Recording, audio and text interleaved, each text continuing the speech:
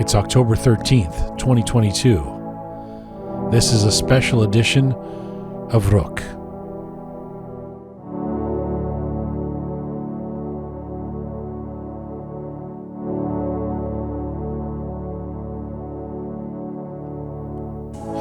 Well, hi there. Welcome to episode 206 of Roqe and another special edition. Hey UNICEF, children are being murdered in Iran. I'm Jian Ghomeshi. Hello to you from Toronto. Salam Dustan Aziz. Durud bar shama. And forgive me, I wanted to do something inspirational for today's essay, but my heart is too heavy. Hey UNICEF, children are being murdered in Iran. We all know some of the names by now. Nikah, Sadina, Amir, Zakaria, teenagers. But the list is getting too long to even include all of these precious souls. And this week, the news of another murder of a 16-year-old boy named Abulfaz Adanizadeh in Mashhad. There were 24 bullets in his body. He died in a hospital, and authorities will not even give his body to his family unless the family release a bullshit statement saying he was actually murdered by protesters. This is how twisted things have gotten with this regime. And let's dispense with calling them a government, please. This is a cabal of killers. Children are being murdered in Iran. If only there were an international body that had been explicitly set up to protect kids around the world. Well, hang on a second. There is. The UN, UNICEF. Hey, UNICEF, children are being murdered. Look, there are a lot of people on the front lines of this revolution in Iran, and let us respect and pay tribute to the women and men of all ages who are putting their lives on the line for the sake of human rights. But let's be clear about what is happening to children. A new report says the average age of those being arrested in Iran right now is 15. It's inconceivable. For what? Protests that are about basic rights? Hey UNICEF, children are being murdered in Iran. And yes, a couple of days ago, the UNICEF executive director issued a statement saying they are extremely concerned about reports coming out of Iran. Concerned. This may be a little beyond the we are concerned moment, don't you think? Dear United Nations, how about we use your own convention to assess whether Iran is contravening any of your dictates? This would be the UN Convention on the Rights of the Child, often cited as the most widely ratified human rights treaty in the world. Let's take a quick look, shall we? Article 12. Every child has the right to express their views, feelings, and wishes in all matters affecting them. Article 14. Every child has the right to think and believe what they choose. Article 17. Every child has the right to reliable information from a variety of sources. Article 24. Every child has the right to the best possible health. Article 37. Children must be treated with respect and care and be able to keep in contact with their family. Article 38, governments must do everything they can to protect and care for children. Article 6, every child has the right to life, survival, and development. Hey UNICEF, children are being murdered in Iran. And you know who one of the signatories to that convention is? Iran, ratified by the Majlis in 1994. What a crock of shit. Dear UN, what is the purpose of your conventions? Or should we wait for more tepid statements of concern? Surely this is the time for international institutions, whose very purpose is the protection of children, to step up and address the situation in Iran. There is no democratic election that can remove this regime. There is no reform that is going to take place, and there will be no end to these protests that now have the blood of those children running in the streets. This will continue until the regime is gone. And it's up to you, institutions, UN, UNICEF, come on, drag yourself along.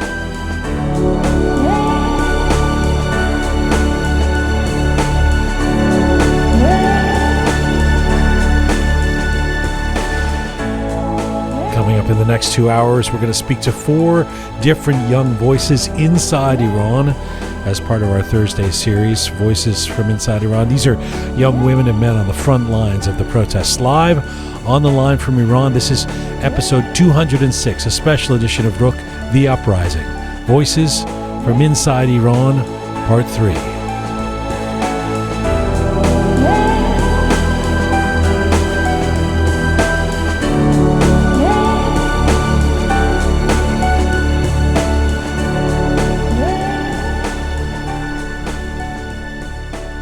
Here we are, once again in the Roqe studio.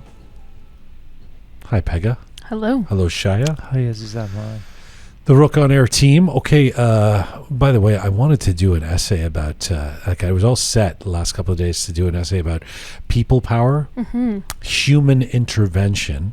You know, I wanted to talk about people power because I've seen...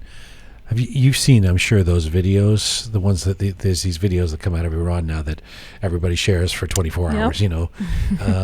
And there was a couple that came out in the last couple of days that people shot. And fortunately we got to see of somebody being arrested or an attempt at arresting somebody or attacking somebody by the Basij, by the military, by the police, and a number of bystanders or citizens coming and stopping that from happening. It's that eternal question when you see somebody needing something on the street, would you stop and help them? Well, we're seeing in the case of Iran and places like these videos from Tehran and other places that the collective power of people pushing back and going, no, you're not going to arrest this person. No, you're not going to hit this person. No, you're not going to. And a crowd develops, and so it's quite inspiring on this idea of people power. So I had a whole essay about that, and then I woke up just really troubled about. You know, yesterday we heard about this kid in Mashhad that I talked about in that essay, and just really really sad about this death of these kids in Iran. I almost want to apologize to people for starting each show in a down, or angry way, but I'm not sure how else to do this. I mean, what are we supposed to do, right? And the death of these kids in Iran and the growing toll of victims, like this like ongoing list of teenagers, it really, really messed me up thinking about it, and thinking about how, the big issues that we deal with in the West for an average 15-year-old is, are they too materialistic about their new video games? And do they have anxiety? I mean, they're the really big issues, right? And here we're talking about the homeland that we all come from, murdering these 15-year-olds. And it's for what, right? It's just so crazy.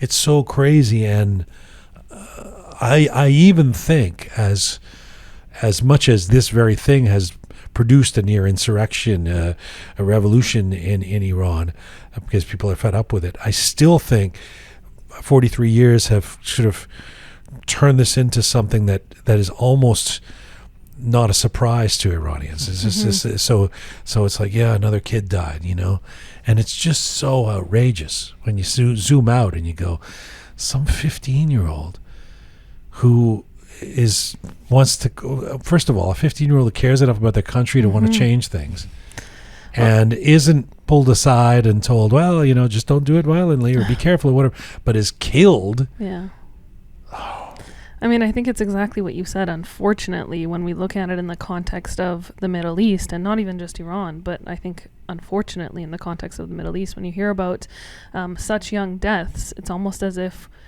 we expect it in a way for these news to come out of that region.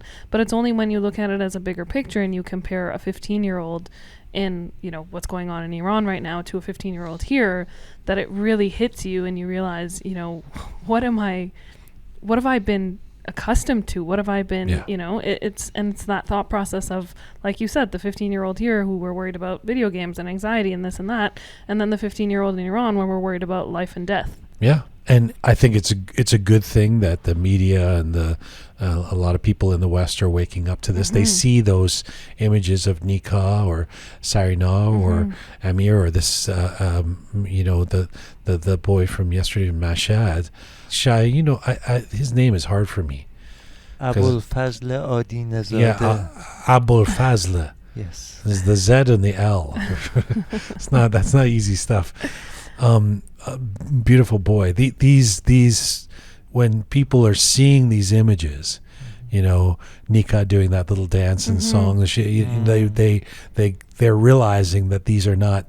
It's hard to other Yes. to otherize that. It's you see it and go, wow, that looks like a 15-year-old in Toronto or in LA or in Berlin or what, but unfortunately, there's not enough of that thinking, because that whole essay was about, hey, UNICEF. I mean, again, I don't know how many times we can say this, but if this stuff was happening, as you say, in Calgary, or in Denver, or in Manchester, very different response. Yeah.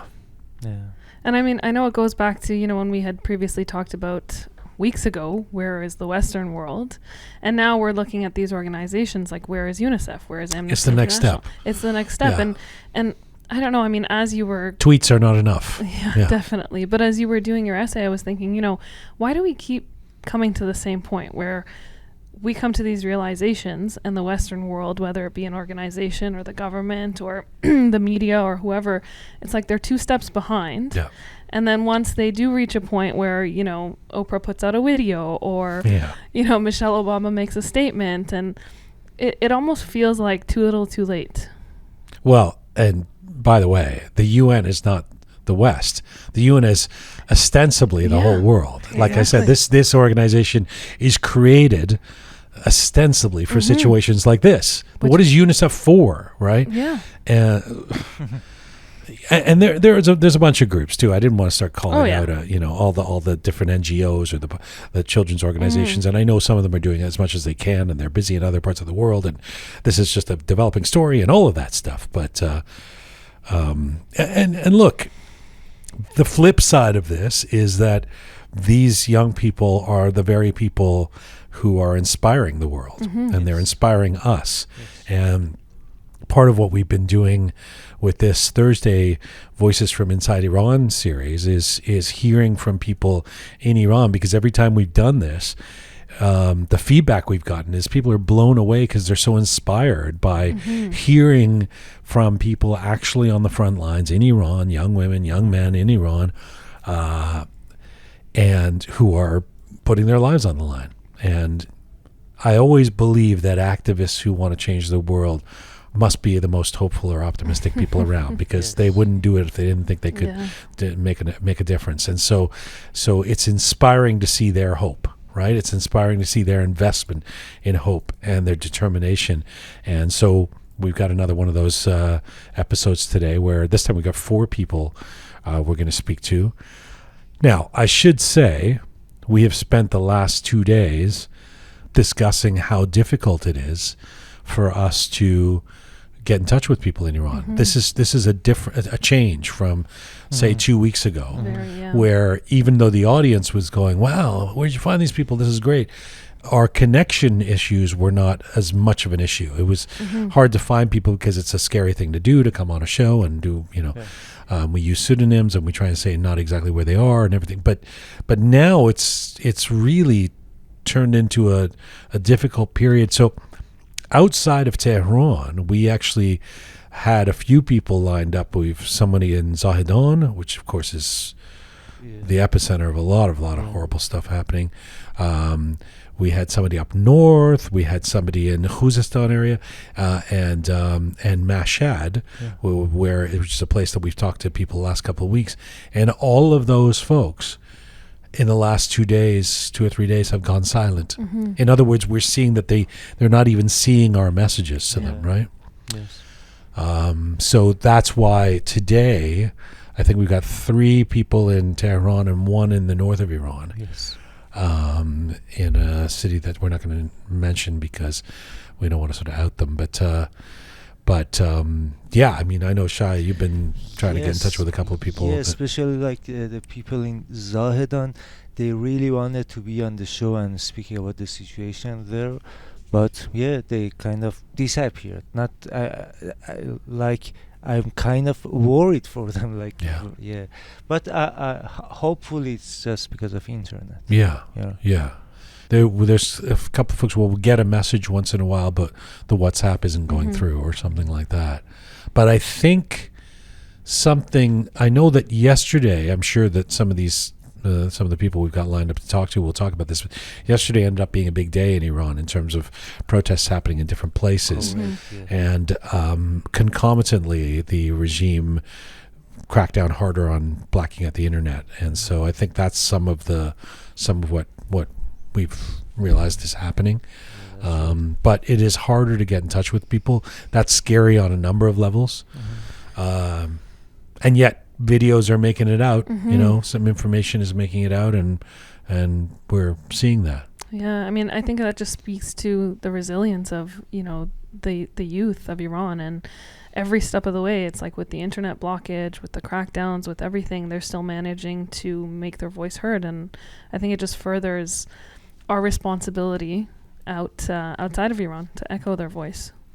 Now, I know, Pega, you, in the last 2 or 3 days, because you've been very active, you were at all the protests, you were posting a lot of stuff, you were storying, and you're here, of course, with Roqe Media as well, but you kind of went silent yourself for a couple of days. Not silent, but you weren't posting as much. And when I talked about this morning, you said that was an active choice.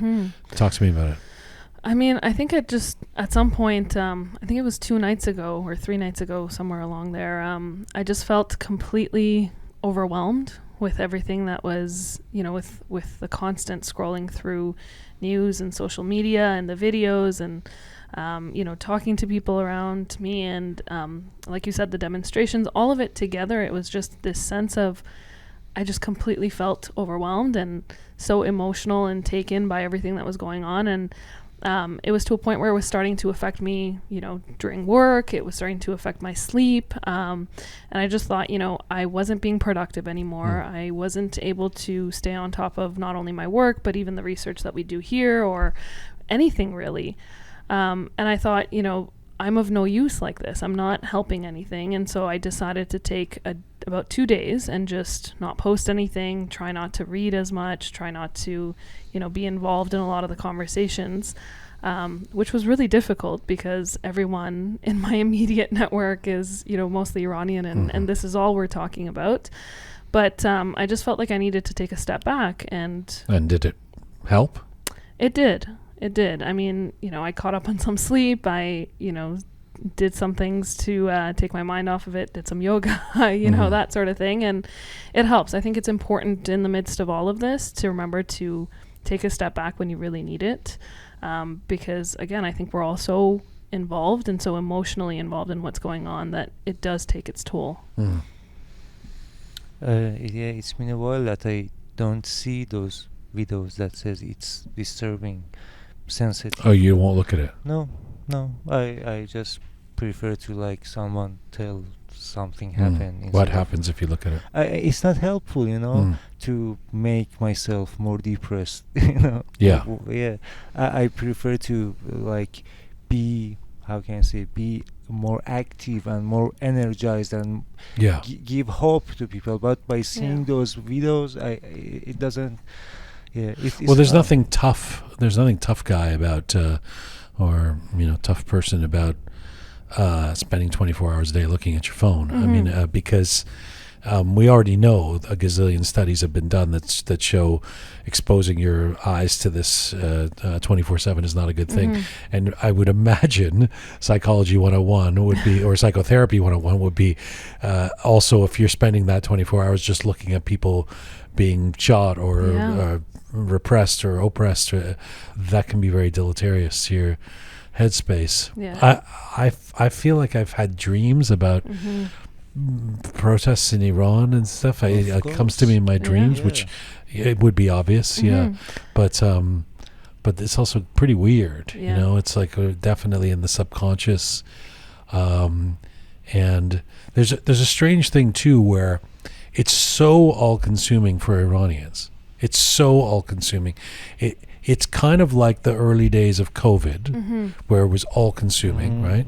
But the difference is that COVID was, the whole world was in it. So you would talk to somebody who was from a different community, and they would know exactly what you're talking about. I found myself I went to the dry cleaner, and it's like they're not Iranian, near my area is not very Iranian in downtown Toronto. And the guy said, "Hey, how's it going?" I was like, "Well, you know how it is." And and he's like, well, what? You know, like, and after a while, he kind of clued in. He went, oh, the thing in Iran, you guys, and you know, but it wasn't.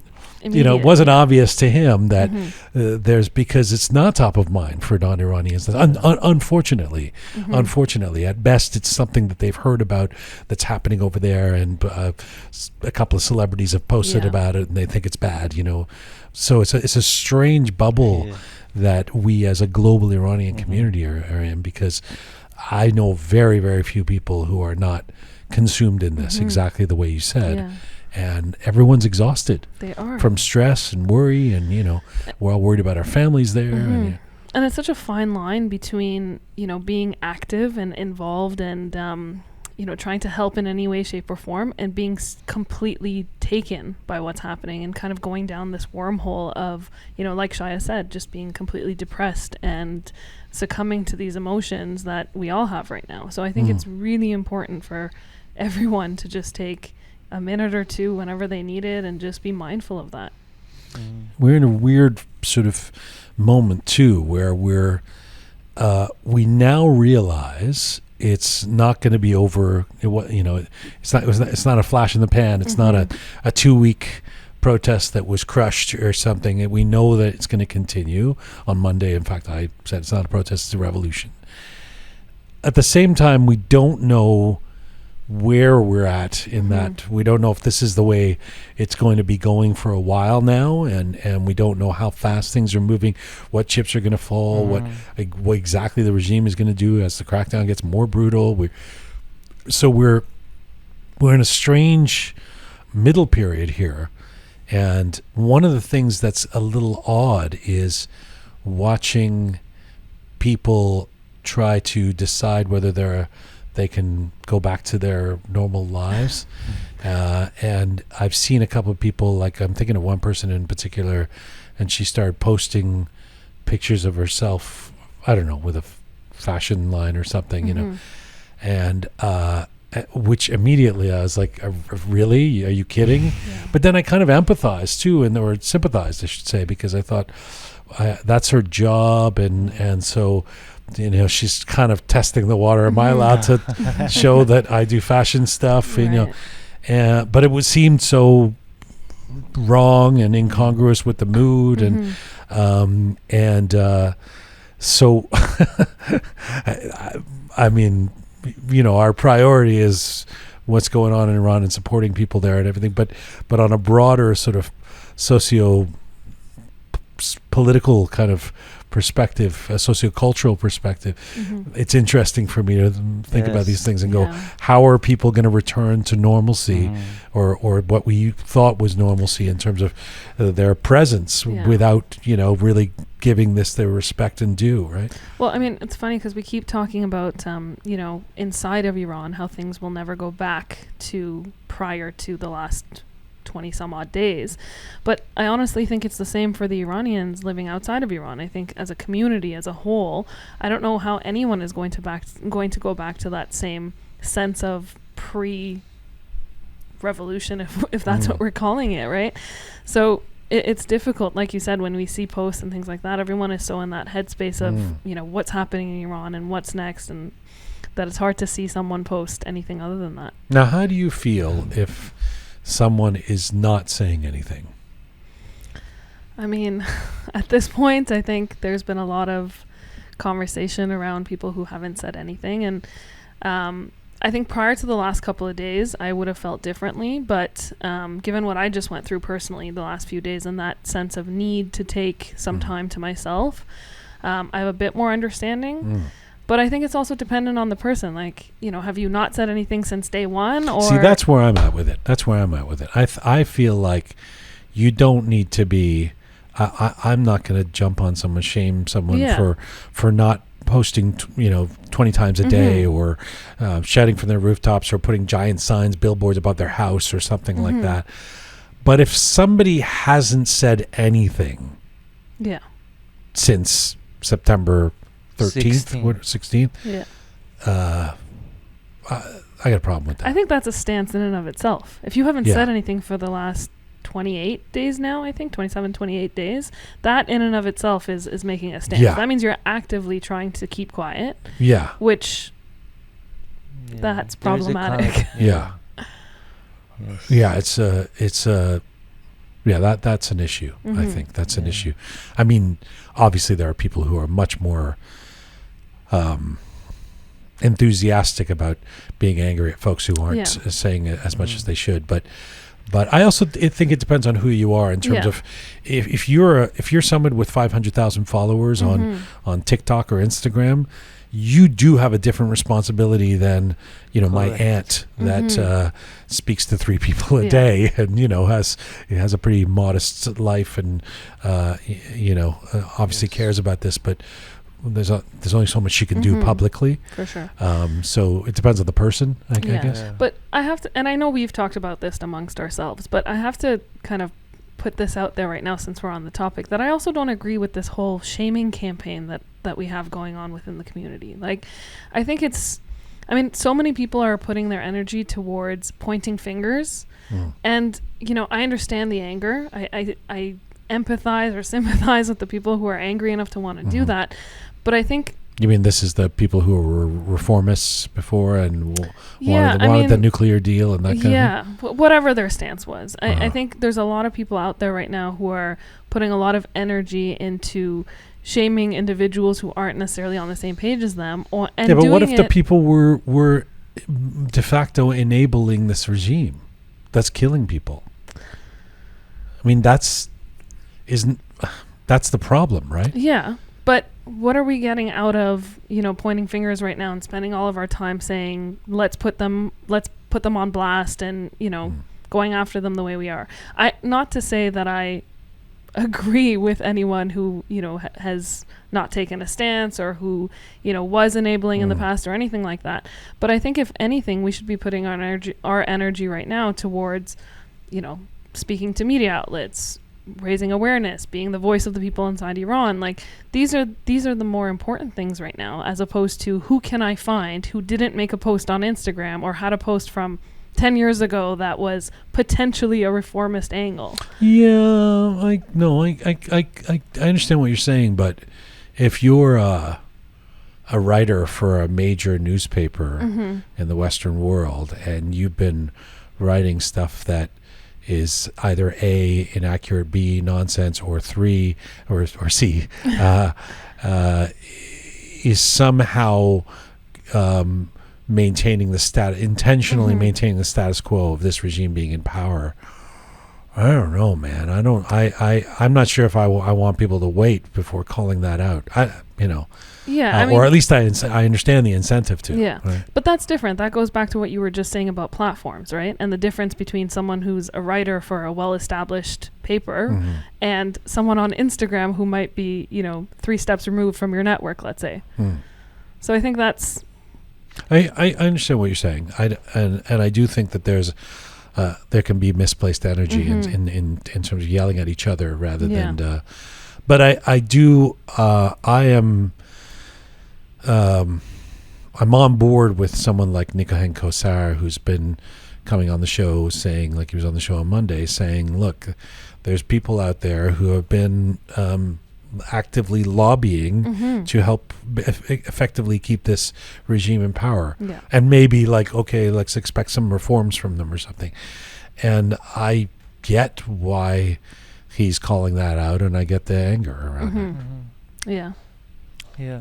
I think the individuals more like the story of my aunt I told you. Yeah, your aunt was shamed because she was wearing a hijab, and that is a drag. Yeah, that sucks, and it's wrong. Yeah. I think. Yeah. There's one other thing about this whole revolution I want to point out is the amount of artwork that are produced these days, and it's fascinating and good qualities. It's really fascinating and it's amazing. It's like an art competition with a subject. A couple of really well-meaning people who came to me and said, "Hey, we want to get a bunch of people to raise money and make a video that's gonna have a big impact." And I said, to be honest, I mean, you could do that, but maybe you want to put your money somewhere else because people are already making great videos. Like, there's like teenagers making amazing videos. I'm not sure, or, I'm not sure that a paid campaign to do a good video is going to actually make that much of a difference in the current landscape. It's about people coming up with all kinds of innovative ways. You're right. There's a lot of amazing imagery that's being used. If we weren't dealing with friggin' kids being killed and worrying about how we can get rid of this regime, or what, it would be a great time to be exploring all the artwork that's being made. And hopefully there'll be sunny days on the other side where all of that can be looked at. Yes. Let's go to our let's get into our content for the day. And you have Sami, right? Yes. So thank you, Pega. And by the way, if you really hate all the things Pega just said, I'll be sharing her email address at the end of the. You can publicly go on her. I kid, of course. Pega is giving her opinion. We allow that. Please allow that. Yes. And you were just saying you don't think some people should be unfairly targeted. Absolutely. So okay. Let's go to. We're going to go to Tehran first. This is a documentarian and a comedian by the name of Sami. He's been waiting on the line. We've been looking forward to talking to him. Sami, are you there? Yes. Hi, Jian. Hi. Thank you so much for doing this. As I've been saying on this program, we're having a lot of trouble reaching anybody in Iran right now with the internet crackdown. I'm glad that we found you. Let me just start by asking how are you feeling today in this moment about what is happening in Iran? Well, that is a loaded question, my friend. It's a bit tough to tell you exactly how I feel because I have like a cocktail, just a mixture of confusion, happiness, hope, and anger, rage, and all of the things that any normal human being would feel in this situation, to be honest. How would you describe the atmosphere today in Tehran, in as much as you can tell from where you are? Well, I was mostly in downtown because I ride a bike, right?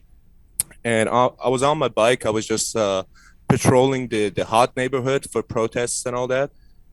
Today was relatively and weirdly quiet, to be honest with you, because it wasn't just the protesters that weren't there. It was also the anti-protest task force. I saw none of them. And it was the weirdest thing because I was like, these people are, they're just on call, man. They're always there. They're all on standby, but none of them were there. What do you surmise is the reason? To be honest with you, I think they've because the protests at the beginning, it started in downtown, right? But it actually got to other parts of the Tehran city, and I think they have relocated their forces to be able to handle it better, perhaps. Because I saw none of them in downtown. We were seeing that yesterday, Wednesday, there were a fair amount of protests all over Iran. So yesterday was different. Yesterday was probably different, dude. I saw a couple of tear gas like being shot out of the canister, just like right next to my ear, and I've never heard it. It sounds deafening, by the way. Besides the unpleasant smell and the tears and all that, but I saw some of that happening in downtown, but I believe most of the protests were in the south of the city and in the east and the west. It's really hard to tell seeing from little video clips here and there, and one video clip will get shared a gazillion times, and so you sort of think that what's happening in the video is happening everywhere, and it's either infuriating or it's inspiring. But do you feel? I mean, the vibe seems to be that the regime is cracking down much harder in the last few days than it already had been. I mean, if you can describe killing kids as killing more kids as harder, but I mean, is that something you've noticed? I don't think it's harder than before because people who are protesting are way more organized at this stage, right? They've been doing it for 26 days now. And they're doing it in every front, by the way. They're doing it like either whether it's an artist with their art, whether it's people who are going into the streets. They are much more calculated with their measures. But I think the beatdowns are getting more severe on both sides because it's not just the people afraid of the regime's forces. It's the forces that are afraid of people as well, because you could actually see it in their eyes. Every time I pass them by, I just keep looking at them, just trying to assess the situation. And when I look at them, I can absolutely see the fear in their eyes because these are they're just working for an organization, right? They never thought this would happen. And to be honest with you, they are not that well prepared.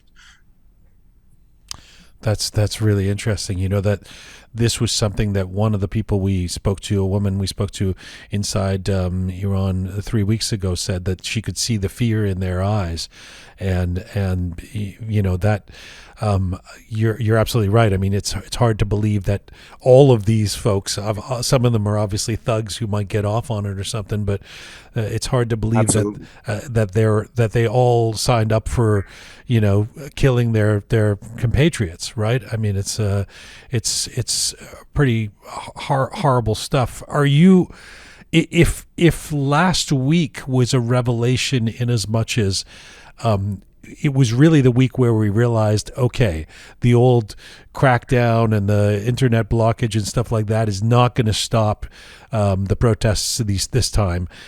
Is that what you're seeing this week? I mean, are you witnessing a determination that suggests that nobody's going anywhere in terms of this thing continuing and growing? Well, do you mean in people that I'm associated with, or just in general, like within whatever I'm seeing? Either. I mean, yeah. Do you talk about the people that the protesters you know, or the determination you've seen, or absolutely? Go ahead. Well, I'm gonna start with the people that I know personally and all that. I have to tell you, every time you see like me and my friends and all the people that I know, every time we see a snippet of these protests, and every time we see one of these anti-protest forces or these guards or whatever, every time we see one of them beating somebody, we just get infuriated, right? And at that moment, you have this feeling that I just want to just suffocate someone with my own hands. I can kill them, I can strangle them, because that's the level of anger that it really induces. And within the people, I don't know if you've been following the news or not, but the people in refineries down south have been on strike. Yes. For the past, I think it's been 4 days now. And more and more industries are really joining this movement and all the strikes that are going on, which is, to be honest with you, it's a positive, because we live in a country that really lives off oil. And if you don't have that, and if you've been really neglecting people who are working in those just crucial industries, you're not going to get out of this as a government. It's interesting that you should ask me if I've been following the news. I mean, I'm. Dude, sorry. No, it's okay. I mean, I'm like anybody else. I'm doom scrolling through the social media reports or whatever video that we can see coming out of Iran, or talking to people like you on this program. Sure, man. Dude, I actually been contemplating about what am I going to tell you, and I just wanted to just give you and your listeners a piece of advice. I've been in your shoes. Like, I've been in a situation where I'm overseas and I really don't know what to do, and all I can do is scroll through Twitter, Instagram, and it just drives you crazy, doesn't it? Yes. Like, it's just. So what's the advice? Well, the advice is not to. I'm not gonna say not follow the news, because obviously you're gonna have to do that, because we're Iranian. Wherever we go in this world, that badge is with us. You know what I mean? Like, it's in our DNA to know what is happening in the place that we all came from. But at the same time, you have to be able to distinguish the noise from the signal, right? And when you're on social media, uh, especially Twitter, it's like, I'm not gonna say it's 90% noise. I'm just gonna say like it's 70% credible news, right? But 30% of it is just Of course. horrendous Yeah. stuff, right? And you have to be able to distinguish that. And sometimes when you're overseas, it gets a bit messy trying to do that. So what I recommend to you and your listeners is that you should find a credible source, like not just one, like let's just say 5 credible sources, somebody that you verified, right? And just follow those people. Well, you know, I will say that we do our best. For example, with Roqe Media here, we're doing our best to bring people on that we think are credible, and especially in this moment.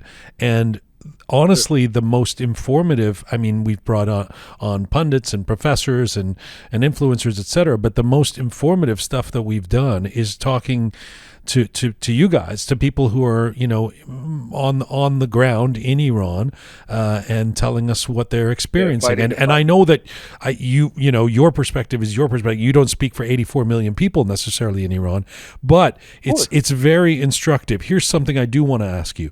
I did an opening essay just now, or a little while ago here on this episode, about how I am just heartsick at the number of kids who are dying. There are children being murdered in Iran, and I'm calling out UNICEF. Where is UNICEF?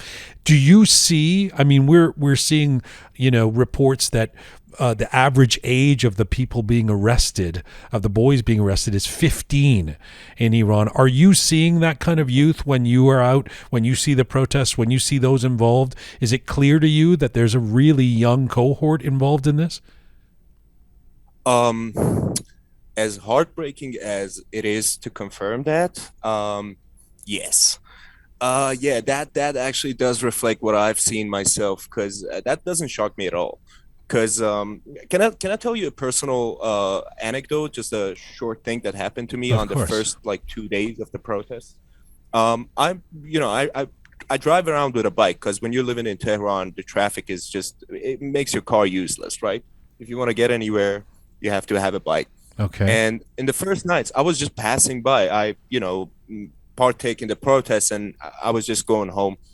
And before I know it, I was just running over 3 of the tear gas canisters, right?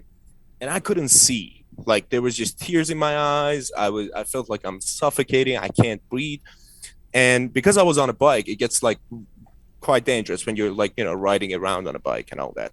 And so I stopped somewhere, right?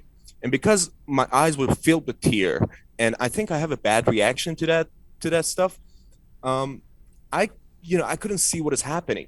Before I knew it, uh, there were 4 people who took me off my bike, put me down on the ground. One of them gave me a bottle of water. The other one light up a cigarette and just blew smoke in my face, so it could just, take the effects of the tear gas away and all that. And one of them had this little fan, and she was just fanning me with it. And I opened my eyes, and I see these 4 kids. Dude, I'm 30. These kids were barely half my age, right? Wow. And all I could see, I was blown away. I was like, the bravery and the pride I could see in their faces was mesmerizing, my man.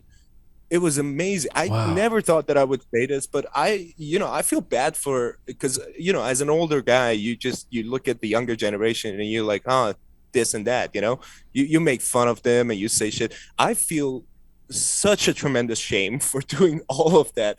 When I see how brave these kids are, it brings tears to my eyes, man. Are they aware of how? I mean, I guess they've got to be aware of how dangerous this is, right? Yeah, fully. But I mean, they know the risks. They know exactly what they're doing. I have never seen a more organized generation in Iran. But at the same time, the fact that they're doing it, you have to stand in awe, you know? and you just look at him. You're like, dude, I'm 30, right? I should be the one who is protecting you and trying to like stand in front of a bullet before you guys get hit. But you're doing that for me, and you're leading the charges. It's just fantastic to see, man. Well, it's devastating. It's devastating, but it's also, I mean, what a story. What a story. Yeah. Can I ask you, I mean, with the internet crackdown, and I mean, I'm thrilled with how clear this line is right now. I don't know how we got it, but because we've been trying different people all day, and even my own family in Iran, we've had trouble getting through and stuff. Is it clear to you that the people, say your friends, other protesters, whatever, are aware of all the information? I mean, are you, for example, are people in Tehran aware of how many people are being killed or arrested in different parts of Iran? How bad the situation is in Zahedan? How, what is happening in other places? The oil strikers you just talked about. Is that information getting through to everybody? Oh yeah, absolutely. I mean, back in 79, if you wanted to hide something, that thing was gone. Like nobody could have known about it. If something happened in some village somewhere in the country, right, you could have buried that thing, right, easily, because there was no widespread internet. Everybody has a supercomputer in their pockets at this moment, right? And these kids are just performing magic beyond my understanding, man. So even with the internet crackdowns, even with the crackdowns, it's with those, yes, because there is I don't know if I should share this information on air or not, but there are people within different organizations that are helping the Iranian people, right? And these are influential people in their own organizations, and this is a part of this movement being different from the one back in 2009 and 2010, right? The Green Movement. Part of it is that a lot of people who had faith in the system no longer have that, right? They no longer have faith in those constitutions that they used to protect. So at this stage, I think, not that I think, I'm sure that we're being helped by the people inside these organizations that are doing the crackdowns, because at a certain level it speaks to your humanity. You know what I mean? If you're a human being and if you have any kind of integrity, you will understand that what you're going through is not normal. Right.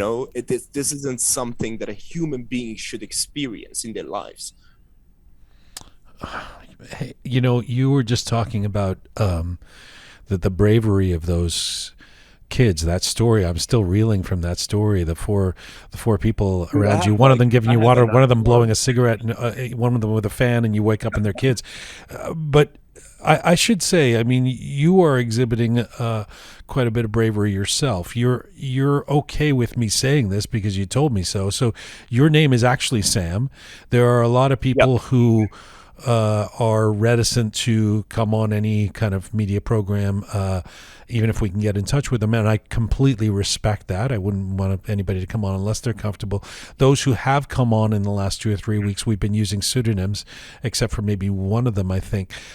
Tell me why you're okay, and where with us using your name, although we're not giving your full name, but and also where the conversation you have with yourself, looking in the mirror when you go out there each day, knowing what the implications may be. I mean, people are being shot for sitting in a car, let alone going down to where the action is. Well, I mean, not to minimize it, but as an Iranian, you call that occupational hazard. Just might happen to you, you know what I mean? But the conversation in the mirror, that's a tough question. The conversation in the mirror, every day I look at myself and I feel like I'm not doing enough. You know what I mean? Every day I look at myself in the mirror before I brush my teeth. I look at myself and I'm like, you need to be doing all that you can. And I know I don't know if you've seen my Instagram, but I'm trying my best to, perform all the things that I know how to. You know what I mean? like all the arts that I not an expert, but I have a hand in. I'm trying to do whatever I can. I hear you. And even but even with all that, I still feel like I could do more. You know what I mean? And I feel like there's a lot of people in this country that they're in the streets every day. They're fighting the fight every day, and they still feel the same way. Are you angry towards people in the West or other parts of the world that are not speaking out right now? Absolutely. I'm infuriated. Dude, I have no idea how they can look at Ukraine and what is happening there and be like, oh my God, we need to help them. And look at a situation that is 40 times worse in Iran and be like, huh, that's fine. You know what I mean? It's just it feels like a double standard, doesn't it? But what about other Iranians who are not, who, are somehow, I don't even know if they're on the fence at this point or just not speaking out? I mean, do you feel, as someone who's in Iran, who's on the front lines, do you feel like what do you want us to be doing, those of us who are in the West? What you're doing right now is tremendous. To be honest with you, what you've been doing with documenting the contemporary history of Iran, what your podcast has been, it's tremendous. Because doing it in Farsi is one thing, and doing it in English is a whole nother ball game, man. Like, you could have easily not just done what you're doing right now. You know what I mean? Yeah. Wow. It could be way easier. It could have taken way less of your time. Right, just not having a podcast, I couldn't have easily done that. That not me personally. I am all I think about right now is this situation and my family in Iran and I am, you know this. I know you've spent some time outside of Iran as well, and you know that we are all colored by the last 43 years. We are all affected by it, and most of us, there are some people who've benefited and are driving their Lamborghinis in downtown Toronto right now, and we've talked about that on this show. But but most of us have been affected adversely, have been desperately affected by it, whether it means family members have died, have been killed, or been tortured, have been imprisoned, or whether it means the miserable life, whether it means being exiled when we don't want to be, all of those things. And so there's a buy-in for all of us. I don't personally feel like I could be doing anything else right now. I'm so grateful for the time you've given us. Can I just, as a final question to you, I mean, do you? Yeah. If I were to listen back to the last 20 minutes, I'm assuming you are hopeful, given the tone of this conversation, even with accepting what you've called an occupational hazard. How do you feel about what is to come? That is, dude, you are asking a whole lot of loaded questions.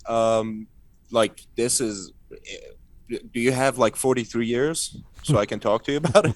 Like, I mean, things to come. I can make it simpler for you. Are you, all right, you started off by saying you were feeling a cocktail of things. Overall, are you hopeful for change in Iran? Absolutely, man. Absolutely. As a matter of fact, let me just say this. I think this is one of the few times in my life that I've been very when you see the light at the end of the tunnel, I haven't really experienced that all that much in my life because I have chronic depression. And when I look at the light at the end of the tunnel in this situation, it gives me a lot of hope. When I look at my fellow Iranians, people who are, as we said, they're half my age, but I look at the determination in their faces. I'm just taken by it, and it just gives me hope. And I'm like, look, if you guys are the future of Iran, I think we're going to be fine. I think we're going to be prosperous and just successful in every front. If you people are the future of Iran, I know it's hard right now. I know it's going to scar some of us for life, psychologically and, God forbid, physically. But at the same time, these people are willing to pay the price for what they're going through. And that is something to just be proud of. You know what I mean? And as an Iranian, I've never felt more Iranian, to be honest with you. I've never felt more like an Iranian as I have in the past, let's say, 4 weeks. And I think that sort of determination that I see in these fights and in these protests just gives me a lot of hope, and it really reconnected me to my people. I mean, my people as in Iranian people. Mm-hmm. Sam, please take care of yourself. Thank you for this. Sure. You too, man. Bye-bye. Bye-bye. The breath of the morning, I keep forgetting the smell of the warm summer air.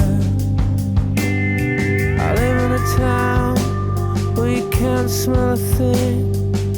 You watch your feet for cracks in the pavement.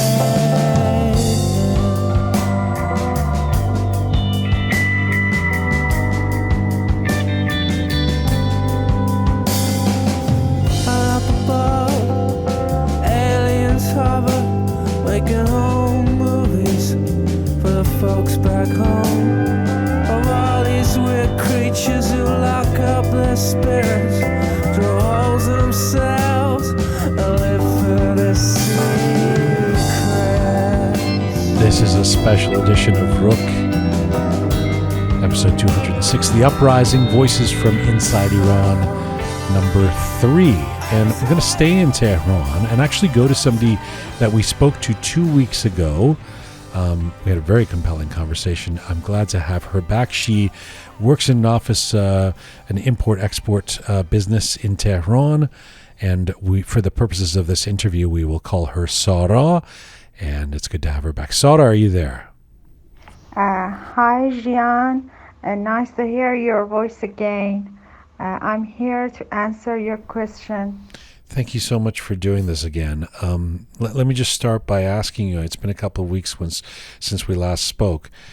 How are you feeling, and what have recent days been like for you protesting in Iran? I'm so tired, in fact.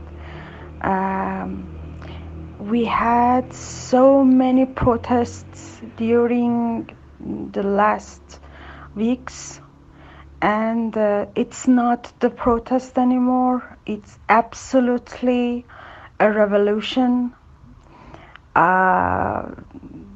There are so many people protesting around this country, in Kurdistan, in north of Iran, south of Iran, everywhere. And I think that this is not a protest anymore. This is a revolution.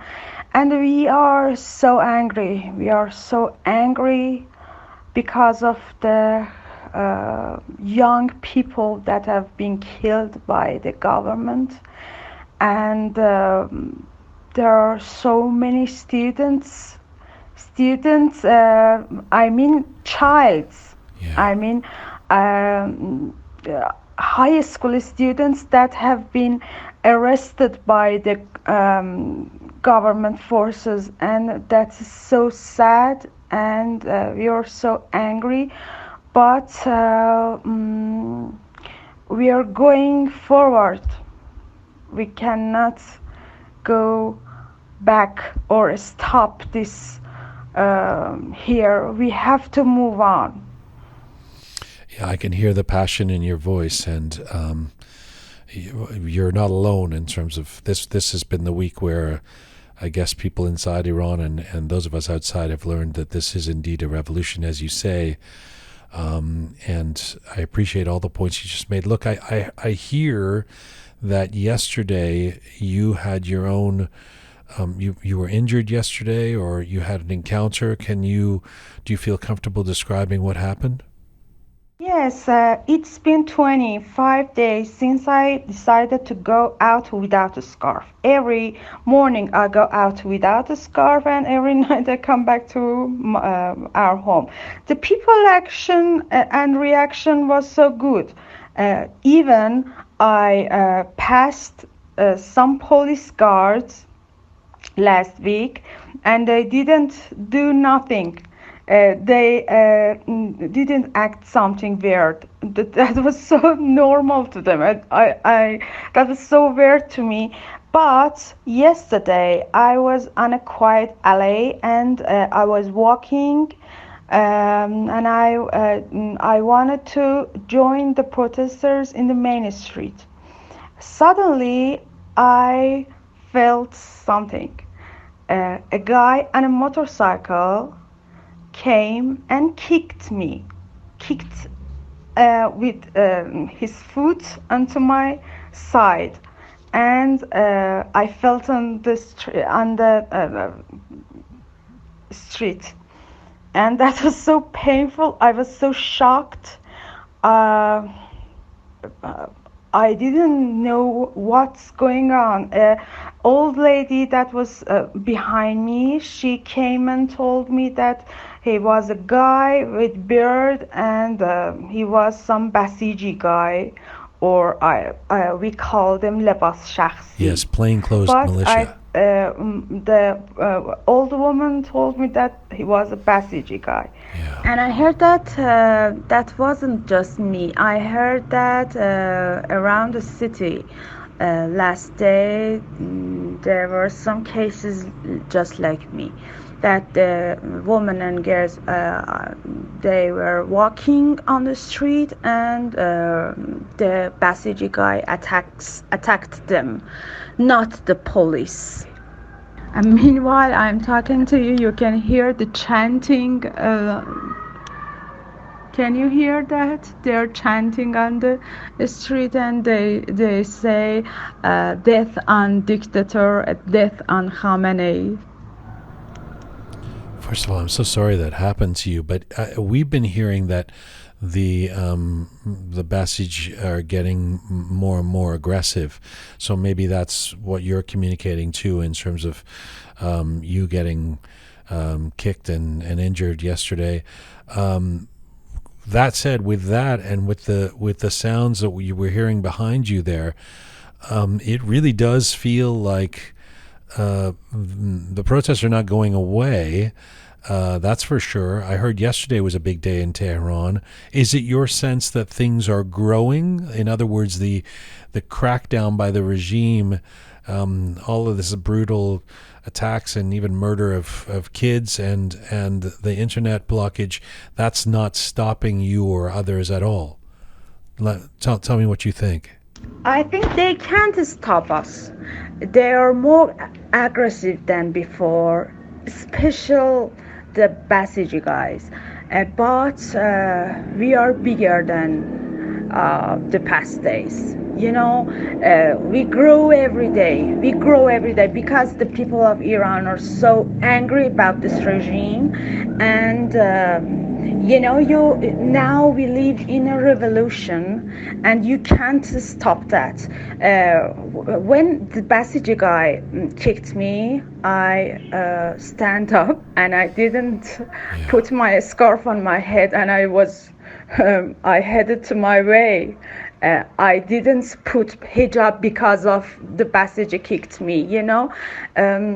I was brave that moment because I was so determined, I was so angry, and I knew that moment that I can't stop. You know, I think they can't stop us. We are not afraid anymore. They can't stop us, and we are more bigger than the past years even. And this is not just about the protesting. We have another movement, a strike.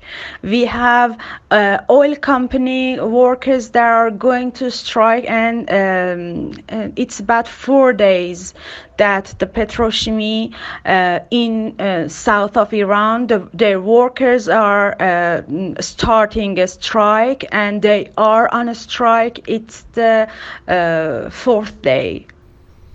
Once again, it's really inspirational talking to you, as it was a couple of weeks ago. Your determination, your strength. Those of us outside of Iran are in awe of what you guys are doing. A final question to you, if I may. I've been talking on this episode, particularly at the top of the show. I talked about how incredibly angry and sad it makes me to see what is happening to children in Iran. The murder and the arrest of these teenagers and these young people. You referenced it yourself at the beginning of our chat here. Can you reflect on what you've seen in terms of what you're seeing from young people on the front lines in the protests, how brave they are, whether you've seen them arrested or treated badly? I mean, we certainly know that some of them are dying for this cause.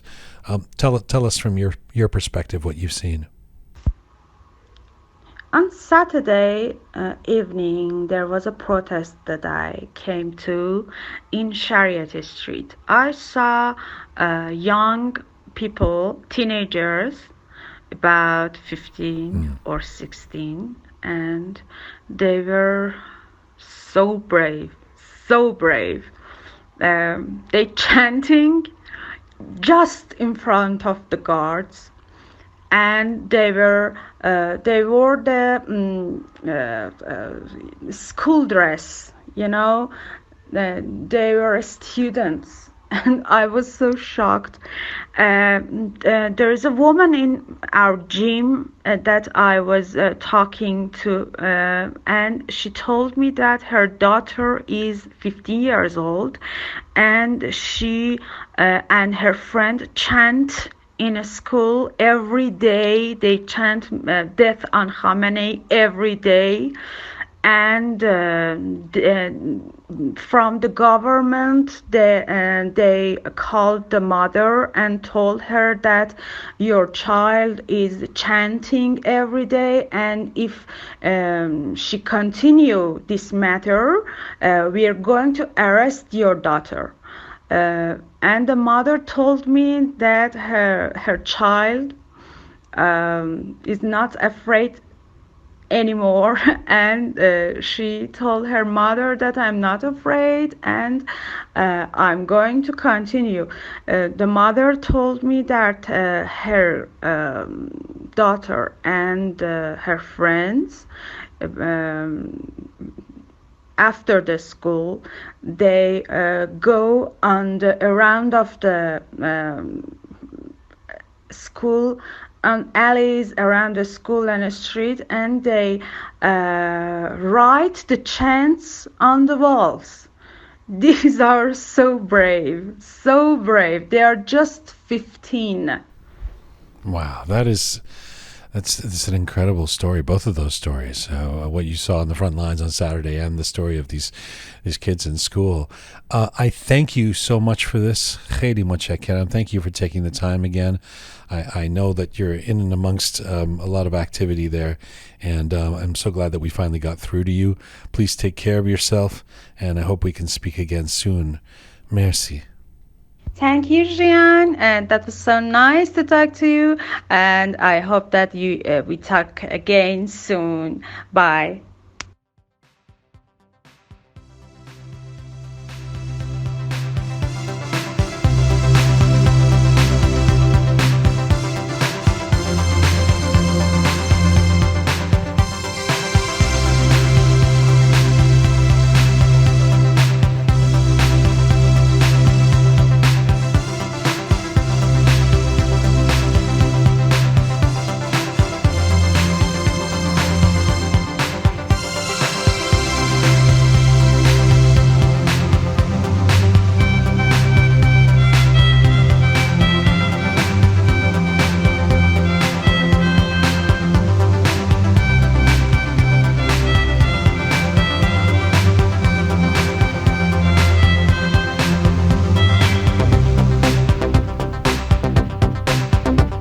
It's a special edition of Roqe, the Uprising, Voices from Inside Iran, number 3. And we will stay in Tehran and go to another person that we spoke to a couple of weeks ago. And this is Sam. Sam is a filmmaker and also a musician. And it was he was very involved when we spoke to him a couple of weeks ago. It'll be good to catch up again. Sam, are you there? Yeah, I'm here. Well, it's good to hear your voice again. It's good to talk to you. I thank you for returning on the program, and I'm very curious to hear how you perceive things have gone in the last 2 weeks since we last spoke. You are still in Tehran. I imagine you're still involved in the protests? Yeah. Well, I think many people are, yeah. We've certainly learned that they're not going away.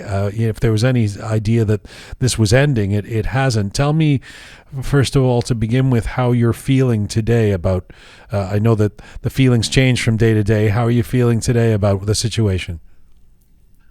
Not particularly new. Yesterday was one of the bigger days.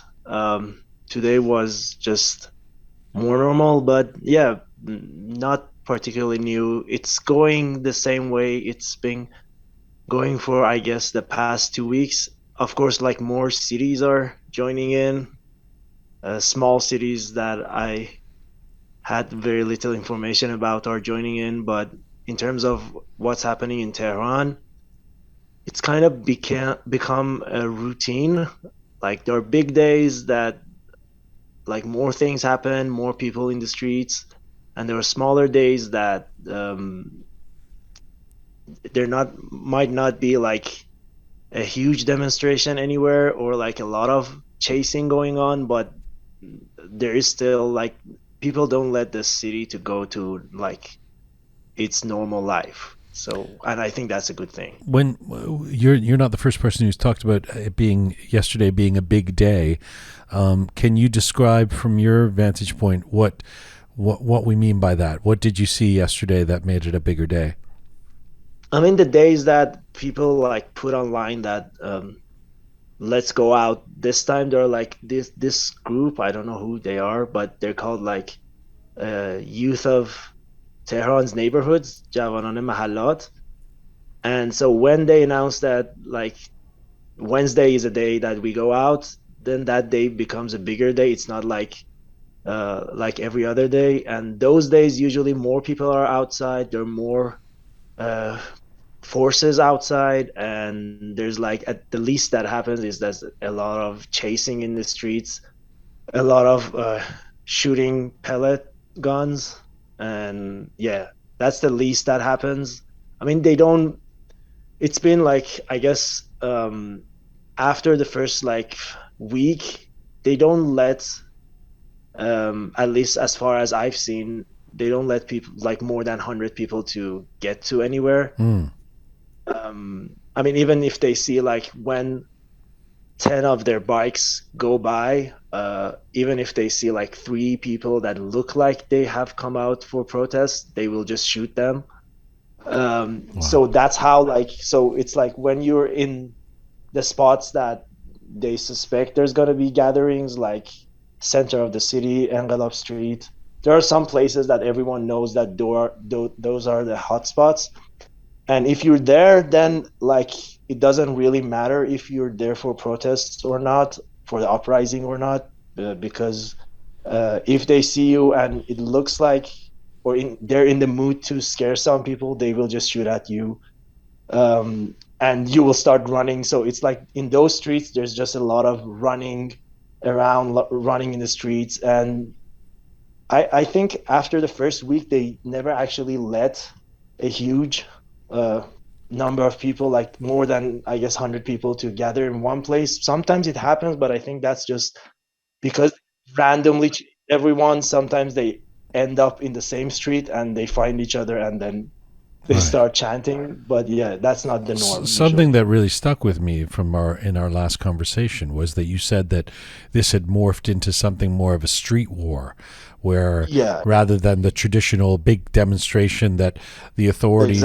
can identify and circle, this is kind of a war of attrition where you're popping up all over the place in smaller groups. Yes. Exactly. Yeah. That's how it's working. I think it's kind of become the point to just make them as tired as possible, as exhausted, and don't give them even a day to completely rest. And is that is it working? I think so. I mean, I think like, again, after the first week, because it's turned into this kind of street war thing, when you're going out kind of expecting to be beaten and shot at, which is like the scary part. But at the same time, you can see that like even the days that I call the smaller days, like that no one has told people to come out, because still like people honk their horns and do other stuff. They have to be present. Their forces have to be present. They have to like run around or drive around in their bikes to scare people. So there's no day that the city is like normal. It certainly seems that it's obviously hard to tell from our vantage point. We're getting, little videos and personal updates from people like you, but it certainly seems like the regime, the military, the police, the thugs, whatever you want to call them, and all the different variations of them have become more unforgiving, more brutal in the way they're dealing with things. Sometimes even just stupidly, randomly. I told a story on Monday's program about how on the weekend we obviously hear about the incredibly tragic and disturbing death of teenagers, etc., people being murdered. But I was telling a story of how a dear friend of mine's sister was just in her car with her mom and happened to be at a gas station where someone else was honking nearby, and they came and broke the windows and shot her in the face. She wasn't doing anything, and so are you seeing more of that kind of shit? Yeah, that happened. I mean, I have a lot of stories from close friends, from people I know. Like, I have two friends who just went into a supermarket. I mean, they had been in the protests that day, but like at night, 9 at night, somewhere that is not very, like it's north of Tehran, not like a very hot spot. They went into a supermarket and there were like maybe 7 other people there, and then suddenly the forces came in and took everyone's phone and arrested both of them. They let one of them go that same night, but the other one is still arrested. There's like a lot of random, and they also randomly just shoot at people who are in the sidewalks.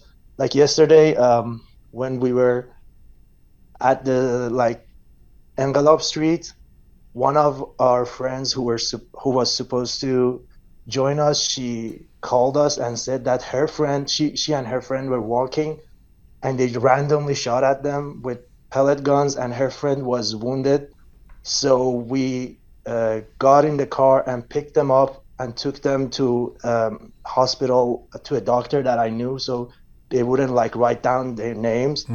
And like, I mean, she had to, they like treated her, and they did x-ray, and she had to, I mean, the doctor said that she had to do a surgery, but because if she wanted to do it, so her hand was broken.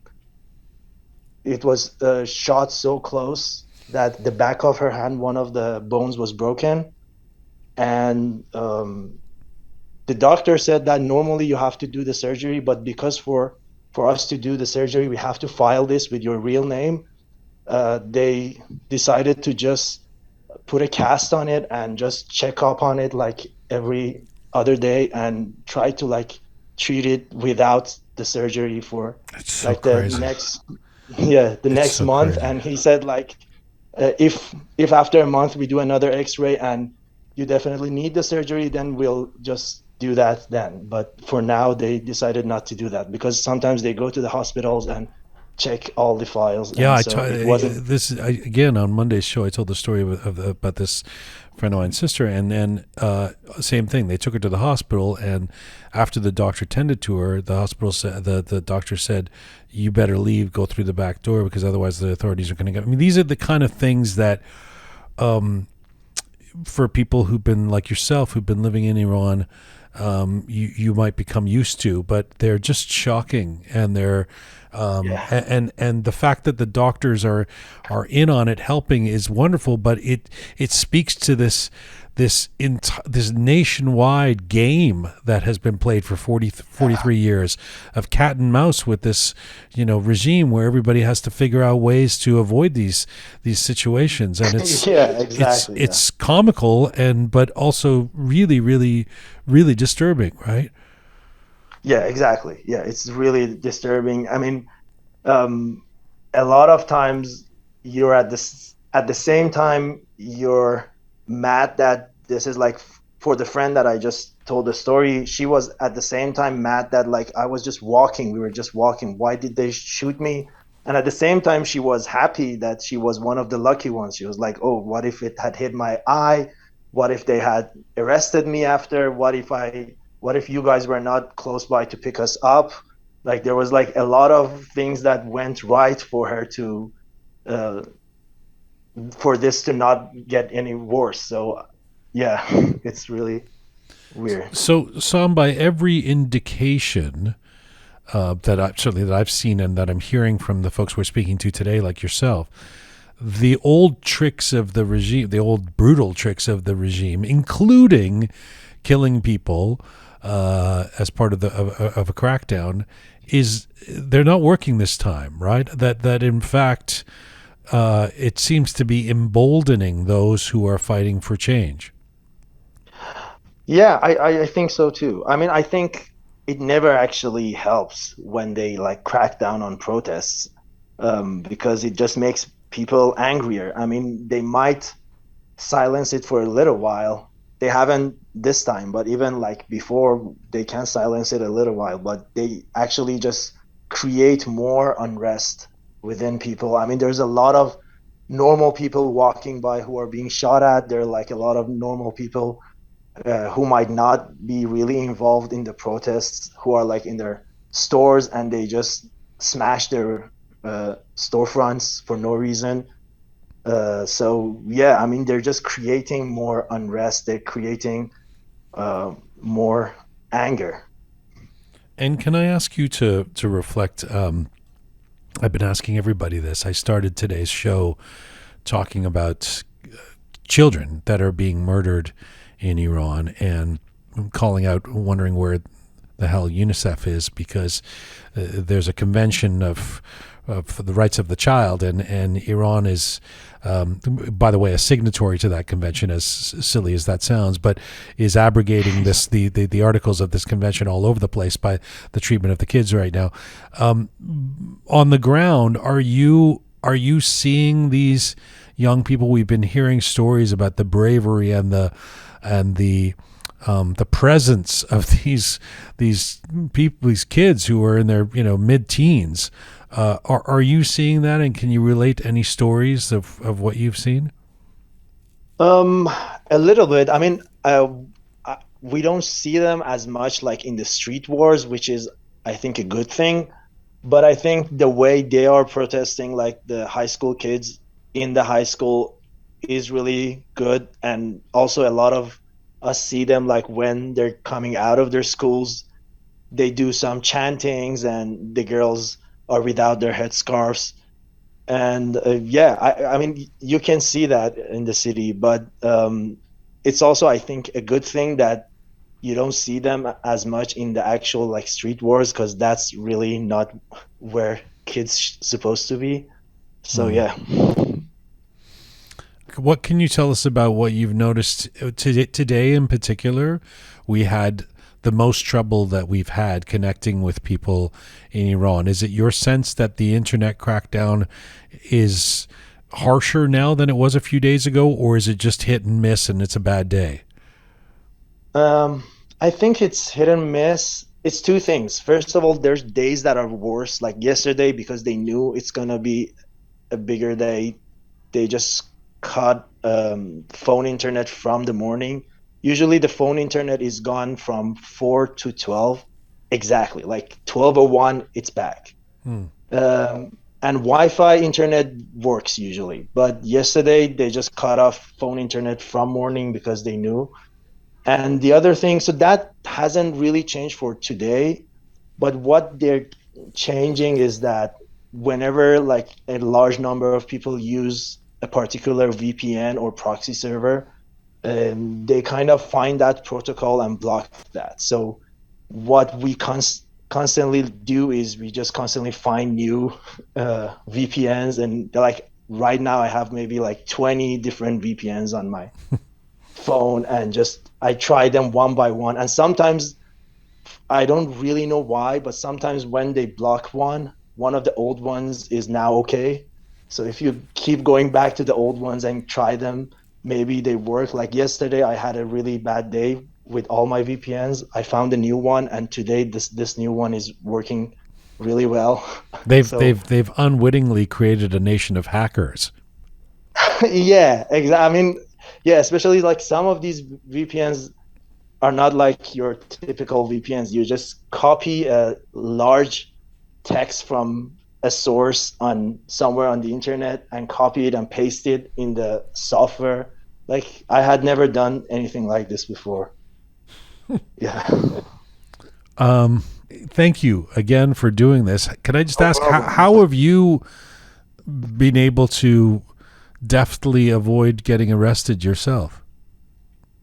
I mean, it's kind of luck, and yeah, I think it's luck, and because like there was the one time that I was like shot multiple times in the back, I think I got very lucky that I didn't get arrested, because they didn't think, they successfully ambushed me and some other random dude I didn't know. I think he was just a normal guy walking in the I remember the story, alley. and then they took him and you ran away. You got away. Yeah. So I mean, that time I just really got lucky, and yeah, I think it's mostly luck, because even when you run away, there's a big chance that they hop on a bike and follow you. There's a chance that you reach to another street that one of them is waiting there. So like, but we're also hearing stories. We're also hearing stories about people, about authorities coming to knocking on the door and having a sense of who's been out there and coming and dragging them out of their homes. That hasn't happened. That too. Yeah. Yeah. It hasn't happened to anyone I know. I mean, I know a lot of people who have been arrested. I know people who have been arrested and then later let go of.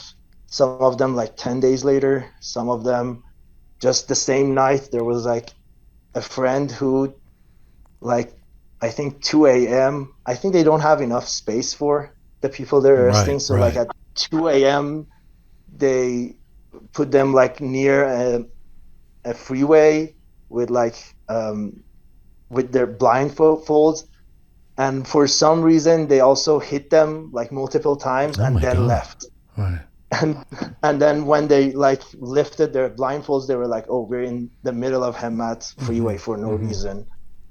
So yeah, they do arrest a lot of people.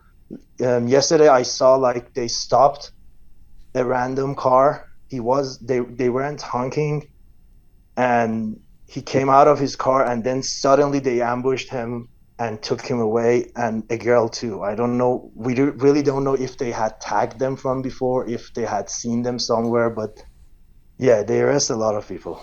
The one thing that's making the news in the last couple of days for those who are watching it very closely is the emergence of these, again, this is probably not any news to you, but the emergence of these psychological re-education centers where they take people. Yeah, that's really fucked up. Yeah. You've heard about this, or you know about these? I haven't. I just read about them on Instagram. I don't know anyone who has been taken there, but yeah, it's really bad. Yeah, it's real Khmer Rouge stuff. That is unbelievable. Sam, please take care of yourself. Thank you so much for this again. No problem at all. Thanks. Bye-bye, brother. Bye.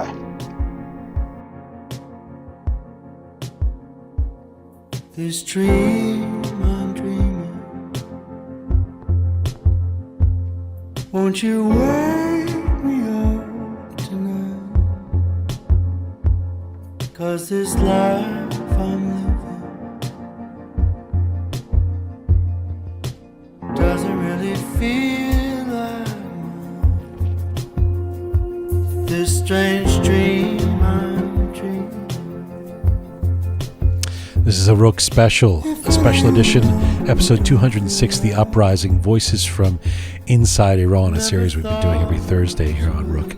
This is our third edition of doing this, and we are now going to go to the north of Iran, to a city in the north of Iran, which we won't name, nor will we say the person's actual name. This is, we're going to call you Marjan. This is a painter who has been very involved in the protests in the north of Iran.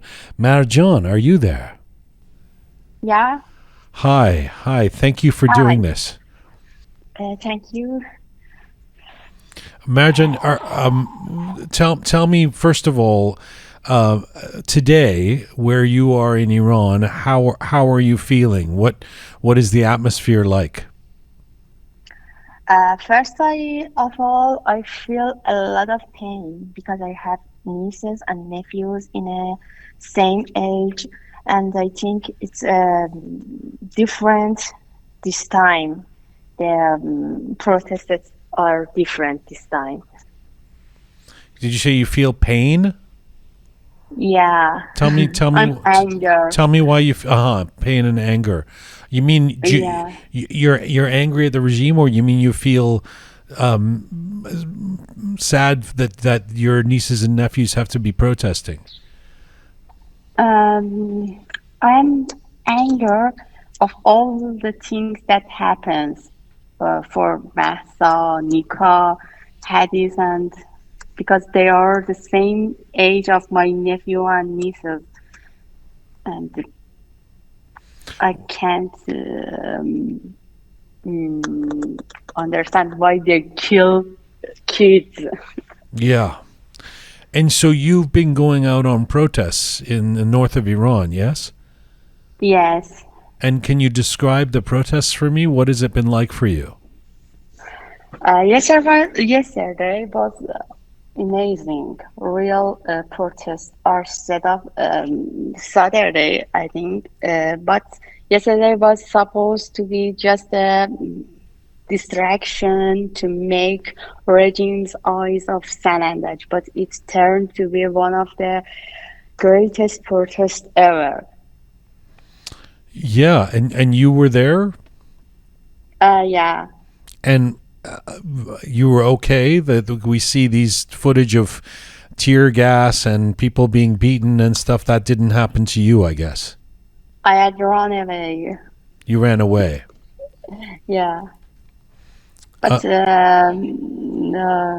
you can say disappointment and tiredness in officers, they are also being more brutal. You could so you can see the disappointment in the officers. Do you mean that you can tell that they're scared, or that they don't want to be doing what they're doing? They're just too tired. آخه یک کسی هم هفته پیش اینو گفته بود به ما که مثلا خودش من گفتم tired نشدی، گفت که ما tired نیستیم، اونا tired شدن. شما هم همین فکر میکنی؟ You can speak in Persian if it's easier. Go ahead. آره، من هم همین فکر رو میکنم که اونا خیلی خسته شدن، برای اینکه این اولین باره که یک مکان مشخص نمی کنیم و تمام شهر شلوغ میشه.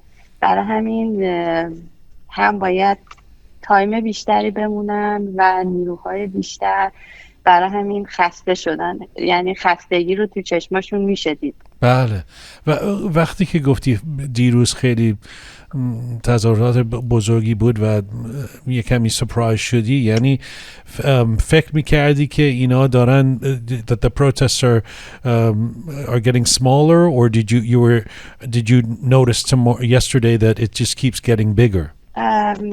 چون که یه کمی نمیدونم این روزا اینطوریه که یه کمی هر روز آدم ناراحت میشه، ناامید میشه، ولی اینکه واقعا در 80ها باعث شدن که ناامید نشیم، چون اصلا کوتاه نمیان و دوباره دیروز خیلی خوب بود. یعنی همه جا شلوغ شد و مردم دارن شجاعتر میشن. یعنی هر چقدر که اذیت میکنن مردم بیشتر دارن این خشمه داره بزرگتر میشه. یعنی از نظر شما این واقعا مثل انقلاب دیگه. It's not gonna stop.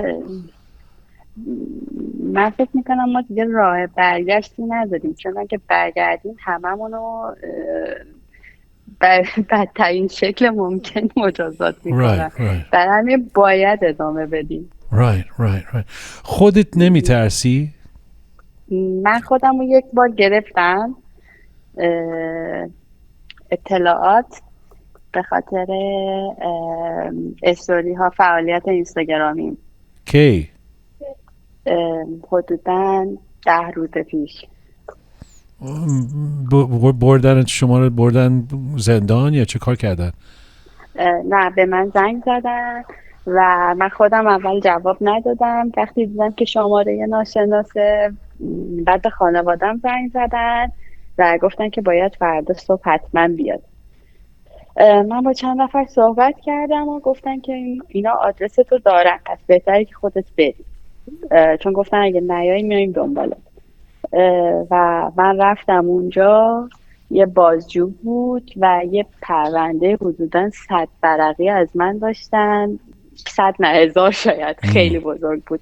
یعنی هر فعالیتی که من توی اینستاگرام و فیسبوک انجام داده بودم رو پرینت کرده بودن، جلو گذاشته بودن. آره. و نکته جالب و بعدش این بود که اطلاعاتی از من داشتن که من حتی شیر نکرده بودم و فقط نزدیکانم، دوستان نزدیکم میدونستن و این نشون میده که یکی از دوستای نزدیکم گزارش منو داده. Wow. And how does that make you feel? این باعث شده که من بیشتر خشمگین بشم و فکر میکنم اینجور گرفتنها فقط داره مردم رو خشمگین‌تر میکنه. خب همینه که این دفعه خیلی جالبه چون که مثلا اون آبان 3 سال پیش 4 سال پیش که crackdown کردن و اینا این کارا رو کردن دیگه بعد از 3-4 هفته تمام شد، ولی این دفعه مثل این که تمام نمیشه و مردم مثل شما که میگیرن برمیگردی دیگه. رفتی دیروز پروتست کردی بازم ها؟ درسته. یه چند روز آدم شاید بترسه ولی بعد دوباره خشمش چون خیلی بزرگه، چون آدم نمیتونه که ساکت بمونه، دوباره وارد میشه. از اخباری که داره what's happening all over Iran and the different arrests and protests and killings، همین خودت گفتی که نیکا مسا اینا، اخبار میشنوی شما؟ یعنی با این اینترنت که بستن و خط کردن هنوز تمام اخبارا دارن میان؟ آره، من خودم یه لیست 10-15 تا، یه تعداد 10-15 تا VPN دارم که خلاصه هر روز تلاش میکنم بعد 3-4 ساعت خلاصه با یکیشون بحث میشم و خبر رو همه رو میبینم و اصلا کلا این موضوع باعث شده که من تو تمام ایران الان دوست داشته باشم و خبرها رو مستقیم و واقعی از همشون دریافت کنم. این تظاهرات ها چطوری ارگنایز میکنن؟ یعنی چطوری میدونی که یه پروتستی میاد یا همینطوری توی کوچه ها میری یا پیدا میکنی؟ آره، این دفعه اصلا به نظر من خوبیش اینه که اصلا مثلا کسی نگفته که برین اینجا برین اونجا، واسه همینه که اونا رو داره خسته کرده. یعنی هر کی میاد بیرون میره یک خیابونی، یکی از خیابونای اصلی، میبینه شلوغ، همونجا وای میسته و برای همینه که یه جا تو شهر شلوغ نمیشه، تمام از بالای شهر تا پایین شهر داره شلوغ میشه. داشتم میپرسیدم از همه که این برنامه امروز که شروع کردم یه گفتگوی کردم که خیلی دارم ناراحت میشم مثل هممون که بیشتر این زیاد از این مردم که دارن که میکشن و ارست میکنن اینا بچه‌ن، تینیجرن، 15 سالشون هستن مثلا. وقتی که شما میری بیرون و پروتست میکنی و میبینی که جمعیت جوانن، do you see a lot of those kids at the protests and are you seeing them get arrested as well? آره، بیشتر جمعیت جوان هستن و به طرز جالبی تعداد زنها خیلی بیشتره و اگه یکی رو بخوام بگیرن قشنگ خانوما میفتن جلو که نجات بدن و ولی خب بیشتر دهش 70ها و 80ها هستن و همه 15 سال 16 سال هستن و اصلا نمیترسن. یعنی میفهمن چقدر ترسناکه ولی نمیترسن. آره درسته. شما دوست داری که do you have friends or relatives that have been arrested or injured or worse? آره، من خودم خواهرزادم رو یه بار خیلی زدن و شوکه رو تایم طولانی رو بدنش نگه داشتن و کل بدنش سوخت و همینطور یکی از خودم هم چند بار چون خونمون نزدیک محله چند تا بچه رو نجات دادم و تنشون پر از ساچمه بود.